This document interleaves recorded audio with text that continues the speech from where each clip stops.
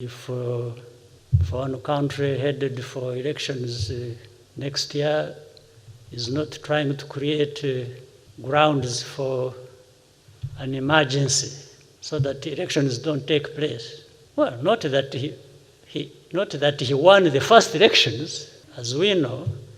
So if he's trying to find another way of having the next elections postponed, then I would rather he use the other excuses.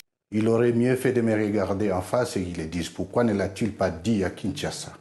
Il y a eu bel et bien un accord, et c'est cet accord qui a permis plus ou moins l'alternance pacifique, avec pour la toute première fois, après 60 ans d'indépendance, une remise et reprise entre deux chefs d'État, un sortant et l'autre entrant.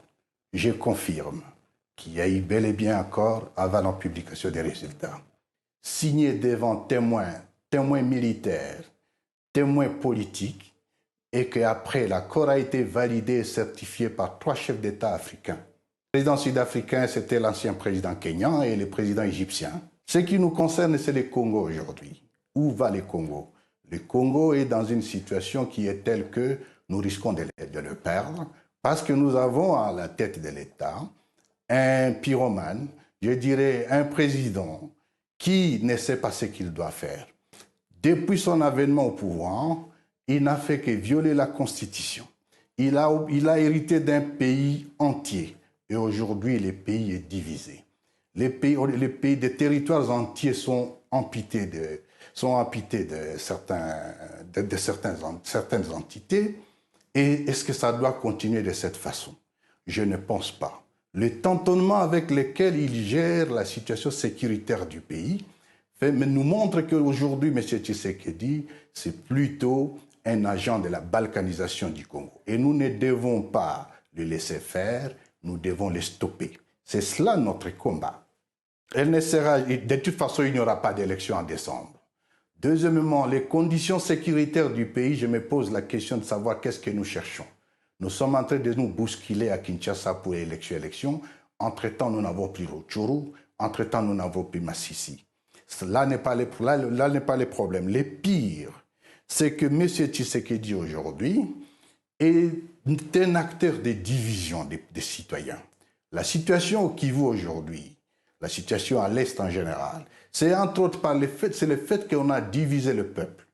Et aujourd'hui, même tout ce qui est en termes techniques ne permettra pas les élections en 2023. Pour conclure, c'est dire, aller aux élections le 20 décembre 2023, ce serait comparable à un téméraire commandant qui se décide de poser l'aéronef sur une piste parsemée de gros bétail.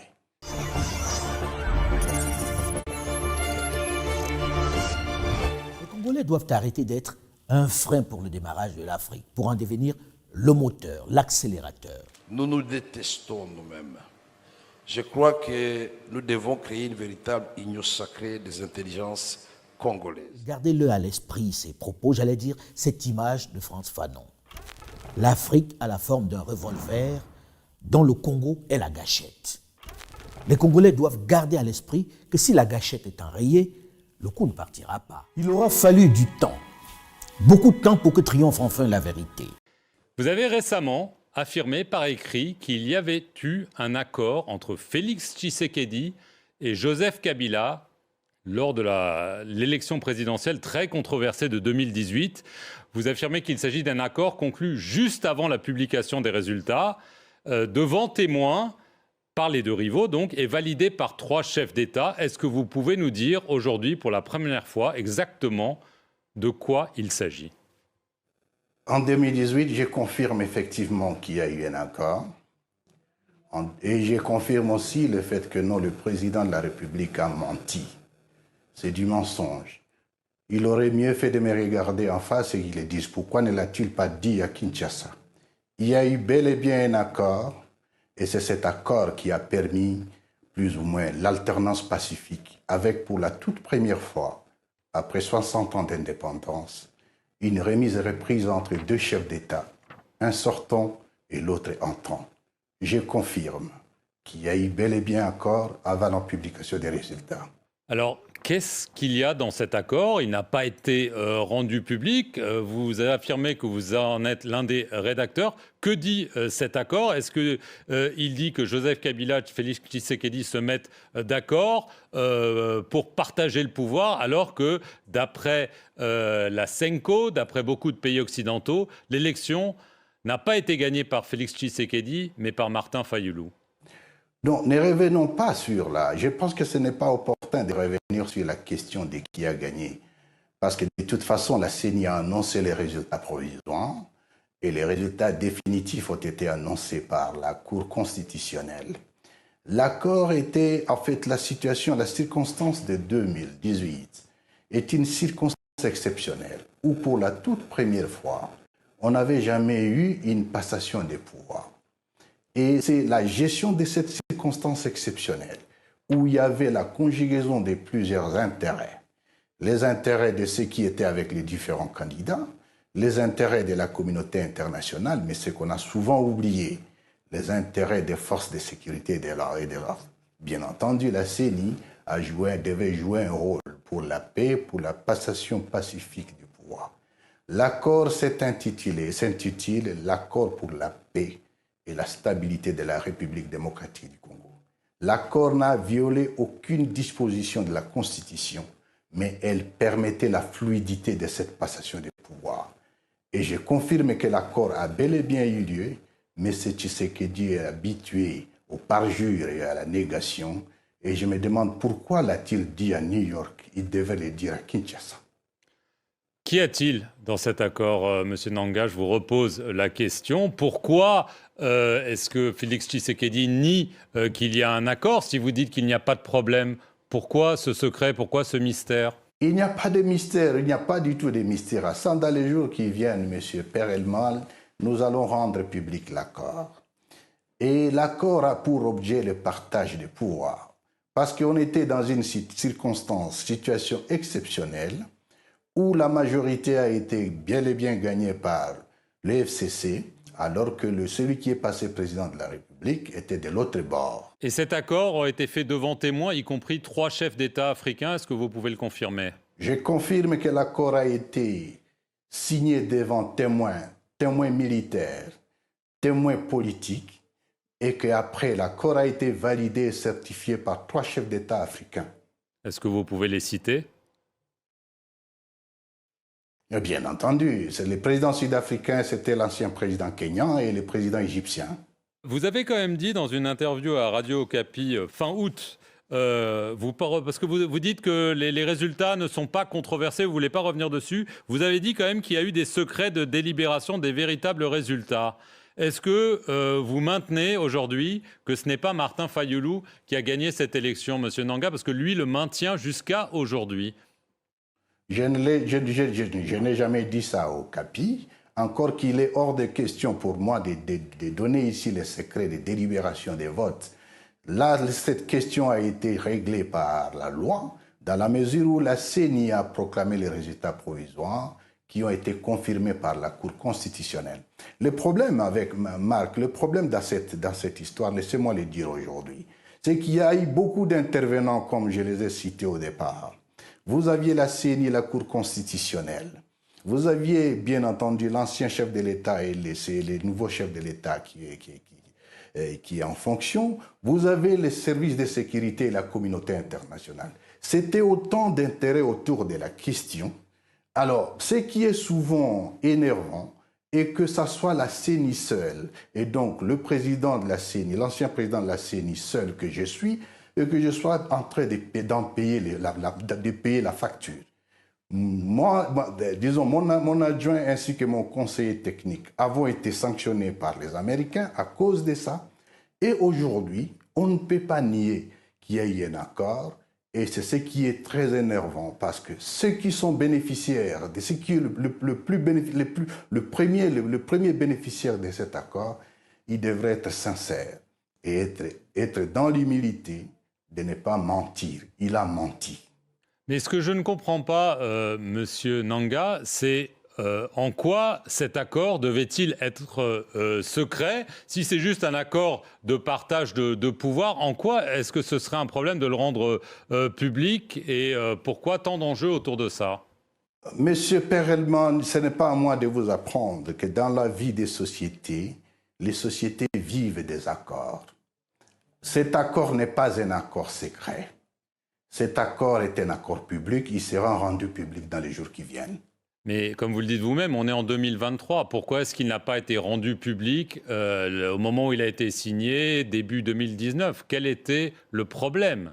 Il devrait être rendu public aujourd'hui parce que le premier bénéficiaire en nie l'existence, ce qui est un mensonge. C'est ça plutôt le problème.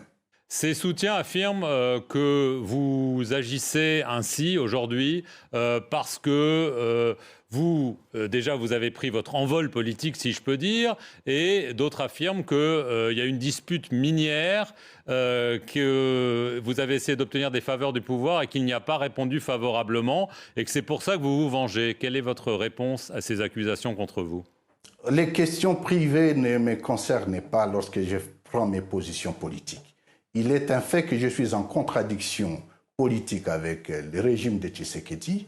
Et entre-temps, insérer la question minière ou les questions privées, ça n'a pas d'importance. Mais ce qui est sûr, une mine m'a été expropriée par M. Tshisekedi et la mine est aujourd'hui exploitée par sa famille biologique.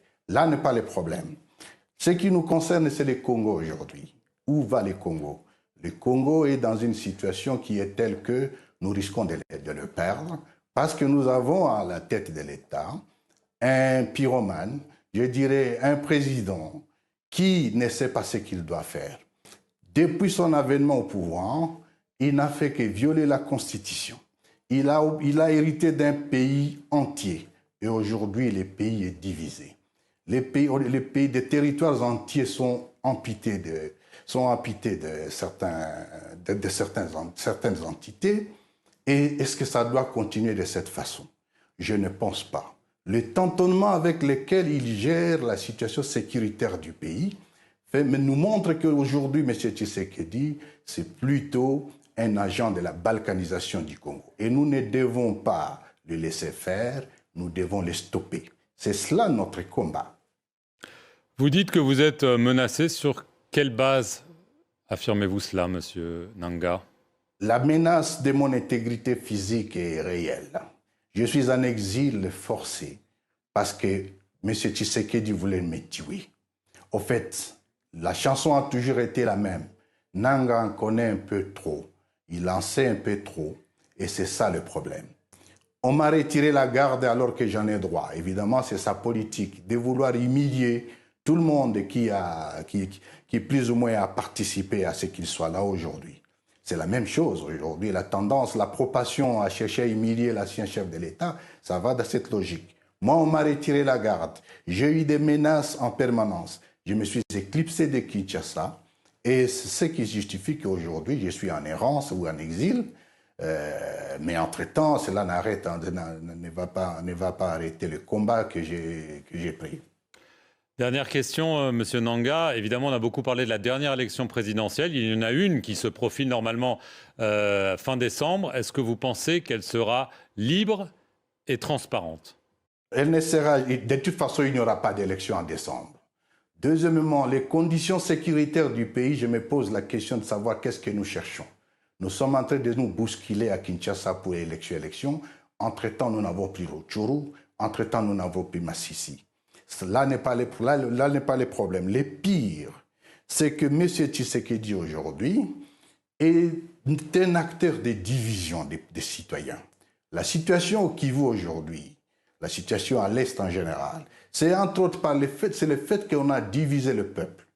Et aujourd'hui, même tout ce qui est en termes techniques ne permettra pas les élections en 2023. Pour conclure, c'est dire, aller aux élections le 20 décembre 2023, ce serait comparable à un téméraire commandant qui se décide de poser l'aéronef sur une piste parsemée de gros bétail. C'est très dangereux, nous ne l'accepterons pas. Désormais, c'est officiel. C'est connu, la vérité est sue de tous. En dépit de ma bonne volonté et de la main tendue du peuple congolais pour la paix, certains de nos voisins n'ont trouvé mieux que de nous remercier par l'agression et le soutien des groupes armés terroristes qui ravagent l'Est de la République démocratique du Congo. C'est le cas actuellement du Rwanda qui, au mépris du droit international, de la charte de l'ONU et de l'acte constitutif de l'Union africaine, a une fois de plus non seulement agressé en mars dernier la République démocratique du Congo par des incursions directes de ses forces armées, les RDF, mais aussi occupe des localités de la province du Nord Kivu par un groupe armé terroriste interposé, le mouvement du 23 mars, dit M23, auquel il apporte un soutien massif, tant en matériel de guerre qu'en hommes de troupes. Nous avons des preuves. On a fait des prisonniers qui étaient rwandais avec bien estampillés sur leur uniforme les 3 lettres RDF. Nous avons à plusieurs reprises trouvé soit des corps, soit des restes de tenues, de bottillons, en tout cas des preuves, plus que des preuves, que de la présence rwandaise. Donc de là continuer à nier, c'est là la preuve qu'il y a une mauvaise foi. Rwanda is accused by the US or by anybody, but they are silent, deliberately, I guess, on issues of FDLR that have been there for the last 25 years. This is, so you would imagine, in fact, when you hear people say those things you just mentioned, it's as if Rwanda is just a troublemaker. They went into Congo, they started the war, they are doing this. They're even silent about the bombings of our territory by Congolese army.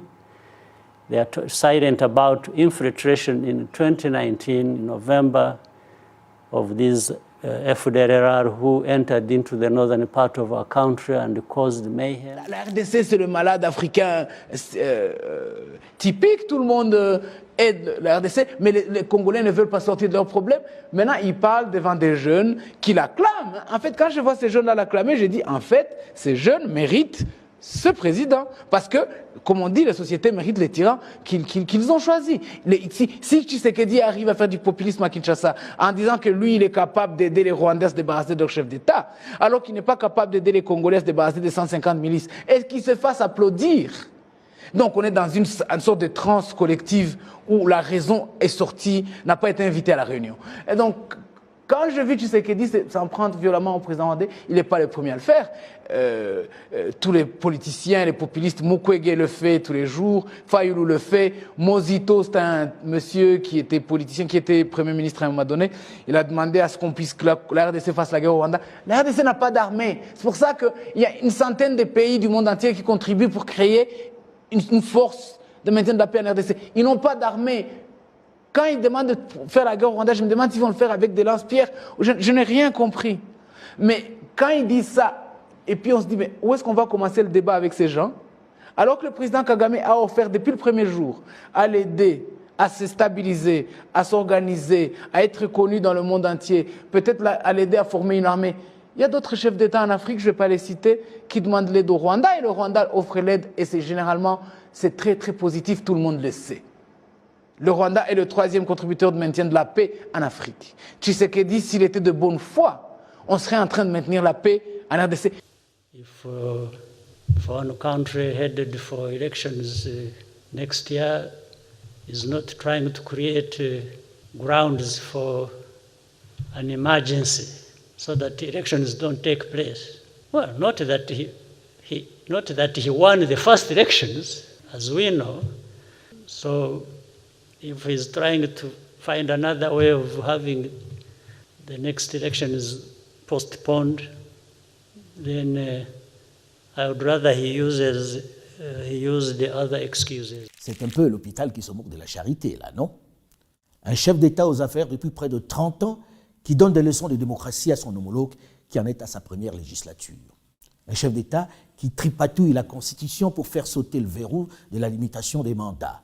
Un chef d'État que l'on élit à plus de 80% à tous les coups, qui ironise sur le probable report de scrutin que l'autre envisagerait. Amusant, non? Bref, chacun voit midi à sa porte. Jusque-là, ses prédécesseurs qui s'étaient compromis avec le régime de Kigali avaient du mal à se faire entendre. Ils étaient peu crédibles dans leur dénonciation. Ils avaient un peu de mal à s'attaquer de façon frontale au président rwandais avec qui ils avaient autrefois conclu des accords parfois pas très avouables. Ça ne sert à rien de regarder le Rwandais comme un ennemi, non.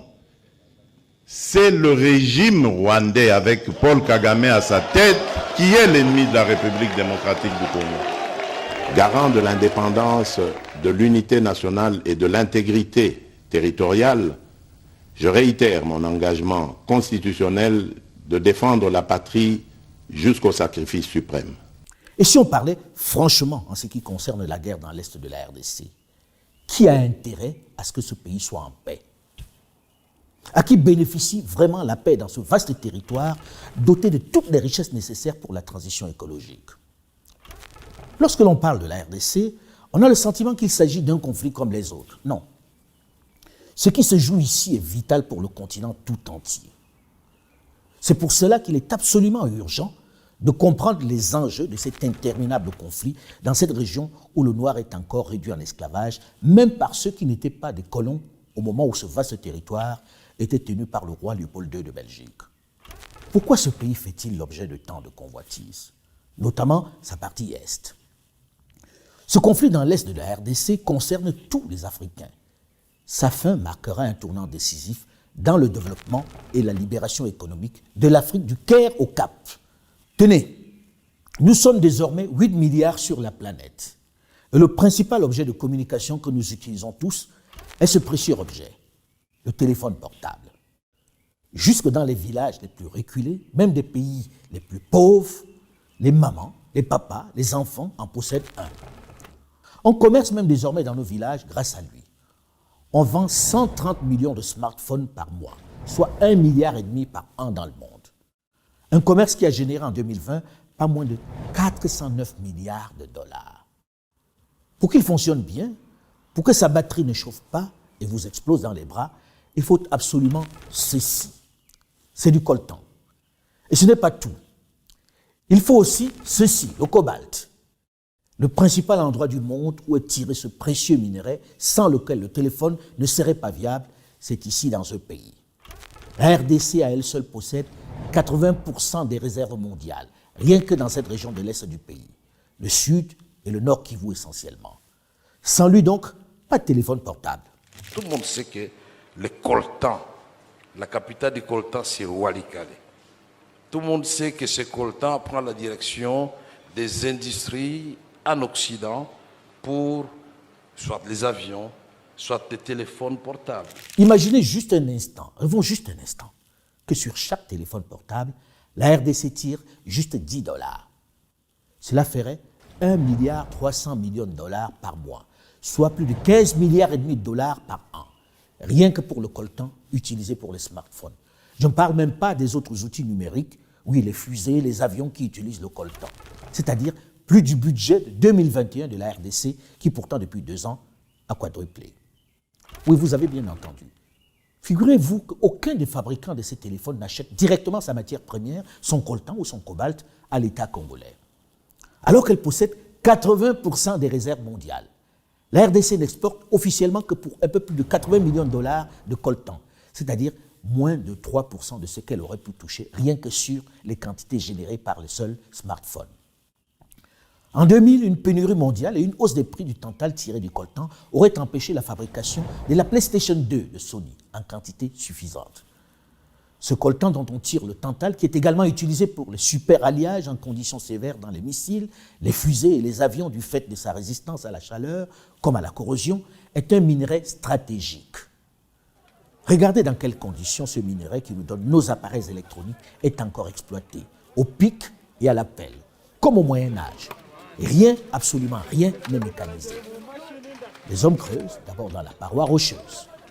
En dessous, ils peuvent trouver ces cailloux de coltan qu'ils cassent à coups de massue. Voilà une manne stratégique qui, encore une fois, échappe à la fois aux Congolais, mais également aux Africains en général, qui sont spectateurs des richesses de leur sous-sol. Ils sont juste consommateurs de produits finis qu'ils rachètent à prix d'or. Ce n'est pas tout. La RDC, c'est vraiment la cour des miracles. Regardez ce qui désormais est considéré comme la voiture du futur, la Tesla, dont le fondateur Elon Musk est certainement l'homme le plus fortuné du monde du moment. Le propriétaire de Twitter. Pour fabriquer ce bijou de technologie à laquelle moi-même j'ai succombé, il faut encore ce précieux minerai, le cobalt. Le cobalt est un métal particulièrement sollicité par les technologies vertes mobilisées par la transition énergétique. 80% du cobalt est consommé pour fabriquer des batteries lithium-ion. En plus, la qualité du cobalt congolais est la seule capable de répondre directement aux spécificités techniques des produits électroniques de pointe. Dès lors, l'on peut spéculer sur le fait qu'à ce jour, la RDC est le seul producteur du cobalt qui se retrouve dans toutes les batteries et les smartphones du monde. La RDC est encore une fois la première réserve de cobalt au monde. Toutes ces voitures électriques qui circulent dans le monde et qui sont devenues, selon les experts, l'une des solutions à la protection de l'environnement, ont besoin de ce cobalt et de ce coltan. Quand on parle aujourd'hui de la voiture électrique en 2030, mais on pense à quoi d'après vous? On pense au lithium du Congo. Regardez le contraste entre le mineur qui creuse ce minerai sur lequel le monde entier compte pour sa transition écologique, ce minerai qui fabrique ces belles voitures et ceux qui les possèdent, ceux qui en bénéficient. Savez-vous que pendant que la planète entière s'emploie à dompter cette richesse minière, la RDC, elle, n'en tire qu'une centaine de millions de dollars par an. Une goutte d'eau dans la chaîne de valeur. Savez-vous que la Tesla, par exemple, n'achète pas de coltan ou de cobalt à la RDC? Ceci malgré les appels du pied du gouvernement pour la séduire. Savez-vous qu'aucun de ces constructeurs, tant de voitures électriques que de ces objets du quotidien dont nous avons besoin, n'achète directement sa matière première à l'État congolais? Tout ceci est sous-traité avec des intermédiaires asiatiques, libanais et autres qui ont souvent réduit les Congolais dans leur pays à l'esclavage. Notamment les Chinois dans le cobalt qui traitent avec les bandes armées. Ces bandits qui sèment le chaos et la mort, qui sont équipés entre autres par le Rwanda et l'Ouganda, mais également par ces mercenaires du minerai. Nous sommes quand même malheureux de constater que nous ayons tout cela et nous nous posons la question de savoir chaque fois que devons-nous faire pour que tout le monde comprenne qu'il vaut mieux traiter avec nous directement dans un esprit gagnant-gagnant puisque nous n'avons jamais fermé la porte à personne et que les populations congolaises sont fatiguées de pleurer leur mort chaque jour. Je pense qu'il est impossible ici de faire l'inventaire de toutes les richesses dont regorge le sous-sol de RDC. Du diamant en passant par l'or, le cuivre dont elle est encore la principale source et autres métaux précieux, le lithium, le nickel, les terres rares. Bref, il faudrait des jours entiers pour en faire l'inventaire. Mais le constat est le même. Ces richesses ne profitent pas à la population. Nous avons une population qui vit dans la pauvreté pour la plus grande partie et ce serait injuste et elle ne comprendrait pas que nous ne puissions pas utiliser ces ressources pour son bien-être, parce qu'elles sont là pour ça. Un riche pays de pauvres. Ici, les riches minerais bénéficient plutôt aux groupes internationaux, aux trafiquants de tout poil dont j'ai déjà largement parlé dans une autre chronique sur cette chaîne YouTube. Entre 2010 et 2014, les entreprises minières et pétrolières ont mobilisé des revenus de l'ordre de 48,5 milliards de dollars, alors que le pays n'en a tiré que 6,9 milliards de revenus. Nous, les Africains, nous devons cesser de pleurer comme des petits-enfants, alors que nous avons tout ce qu'il faut pour que nous puissions démarrer. C'est vrai, dénoncer c'est important. Cela permet de mettre le doigt sur des injustices, des violences, mais agir contre elles, c'est encore mieux. Une fois que le constat est fait, que le diagnostic est établi, la jeunesse mieux outillée doit prendre les choses en main, doit changer la donne. Le game change, comme ils disent. Tout Africain doit regarder la RDC comme une opportunité, comme le pays solution. Au cours des 2 derniers siècles, les États-Unis d'Amérique et les pays de l'OPEP ont géré le monde en contrôlant près de 30% du pétrole mondial. Les pays du Golfe ont fait bénéficier à leur population des dividendes indirects des ressources de leur sol. Elles ont fait de leur population les plus riches du globe. On les envie. Les grandes nations les respectent. Elles dictent leurs lois dans les grandes décisions du monde. Elles font l'objet d'un réel respect, d'une cour assidue des grandes puissances. Il suffit de regarder comment les dirigeants des grandes nations se bousculent à leurs portes. En cette période de crise énergétique, ils contrôlent le monde. Il vaut mieux ne pas se fâcher avec eux. Le Qatar vient d'ailleurs d'en faire la démonstration en faisant taire ses détracteurs et en organisant l'une des plus belles coupes du monde de football. Pourtant, de ce côté-là, nos pays ont encore une fois échoué. Ils ont loupé le coche puisque les nations qui avaient eu le privilège d'avoir dans leur sous-sol du pétrole ont pour la plupart sombré dans le chaos, comme l'Angola, le Congo-Brazzaville, le Nigeria et j'en passe. On en est même arrivé à parler de la malédiction de l'or noir, une malédiction qui, curieusement, ne frappe que les pays du sud du Sahara. On va essayer de tourner le dos à ce triste épisode et regarder résolument vers l'avant. D'abord, nous sommes le centre de l'Afrique, le cœur de l'Afrique. Nous faisons le lien entre le sud, le nord, l'est et l'ouest. C'est une position on ne peut plus stratégique, une position capitale en Afrique, car la libération du Zaïre représente la possibilité pour tous les autres pays d'Afrique de pouvoir enfin se développer. Vous savez, ce pays a depuis toujours été un frein au développement de la région, une sorte de base arrière à partir de laquelle il est possible de déstabiliser tous les pays voisins. La santé de notre vieille terre dépérit et les enjeux climatiques deviennent cruciaux pour sa survie. La transition énergétique devient le centre de toutes les politiques. Au moment où le monde entier est entré dans cette nouvelle religion, cette nouvelle doctrine, avec comme mot d'ordre la protection de l'environnement, c'est l'instant pour les Africains de prendre la main, puisque l'essentiel des outils nécessaires à cette transition écologique sont en Afrique. Parlons du changement climatique. Nous sommes quand même le deuxième poumon de l'humanité. Mais qu'est-ce que la République démocratique du Congo reçoit en contrepartie? Zéro. Je ne dis pas que c'est la faute aux autres. Nous devons élaborer des politiques pour que cet oxygène que nous donnons gratuitement aux gens qui polluent l'atmosphère et qu'on nous demande de ne pas couper nos forêts, en même temps, nous n'avons pas des énergies alternatives pour nos milieux ruraux, mais il faut qu'il y ait des compensations. Vous êtes d'accord avec moi? Avec les grands Inga, qui a été, au fait, et qui reste les piliers de l'industrialisation de l'Afrique, et qui est capable de donner l'électricité même à l'Europe de Midi, même dans une partie de l'Asie du Sud-Est. Mais pourquoi? Et je suis étonné que jusque-là, on n'a pas eu de coupure d'électricité. Peut-être qu'il y a le démarrage automatique du groupe électrogène. Je te dis que nous sommes un paradoxe. Avec ses 120 millions d'hectares de terres arables, le lac Tanganyika, le plus poissonneux et le deuxième lac au monde par le volume et la profondeur après le lac Baïkal, mon pays peut atteindre l'autosuffisance alimentaire et nourrir 2 milliards de personnes en résorbant ainsi 2 fois le déficit alimentaire mondial. Le Congo a dit 13% de toutes les eaux douces du monde. Il faut citer d'autres pays, à part le Canada, la Chine et les États-Unis. Celui qui contrôle la RDC est certain de pouvoir approvisionner l'ensemble des économies de demain, à la fois en matières premières indispensables à la transition écologique, en énergie propre, mais également en denrées alimentaires, et ceci sur l'ensemble du globe. Le changement passe d'abord et essentiellement par une réelle prise de conscience des Congolais eux-mêmes. Il est peut-être venu le moment, pour ce vaste pays riche de ses 100 millions d'habitants, avec tant de richesses naturelles, sur une superficie plus grande que l'Union européenne, d'arrêter de se diviser, d'arrêter de ne parler que de politique pour prendre la mesure de son potentiel, pour prendre conscience que la nature a fait de la RDC le moteur, le catalyseur du développement de l'Afrique entière.